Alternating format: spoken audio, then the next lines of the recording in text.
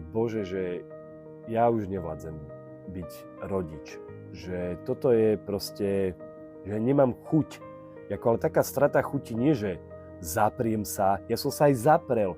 Ja som v tom nenachádzal ako naplnenie ani význam. Vždycky to zakončím, ale treba to. A to ako keby, že to treba to úplne to vo mne ako keby prepne a potom idem, že musíme to urobiť. Proste bude to náročné, bude to strašne, ale musíme to urobiť. Úplne to teraz zle, že? Úplne, že toto je presne to, jak to z teba vyjde. No. To ma nikdy nenapadlo, že za tým najprv ty si jej vôbec pochybovala. Áno, lebo von to už vyjde, áno, ale predtým to cítim vnútri také, že ide to ako keby, hej, že ťažko, že nebude to dobré. Proste mi to tak prišlo z toho však to, že to už není otázka, ako na to prísť. Iba to chcem povedať, že napríklad... Teraz je otázka, že to není nič o skilloch, je to jednoduché. Áno, a to chcem povedať. Tak to povedz. No, ďakujem.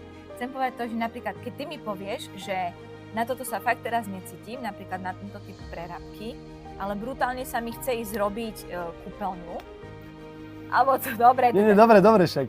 Tak, a ja to vidím inak napríklad v mojich očiach, lebo treba ísť robiť fasádu, ale ty povieš, nemám na to teraz kapacitu, nedá sa mi na tom rozmýšľať, je to nejaké také ťažké, ale brutálne sa mi chce do tej kúpeľne, úplne to vidím a všetko.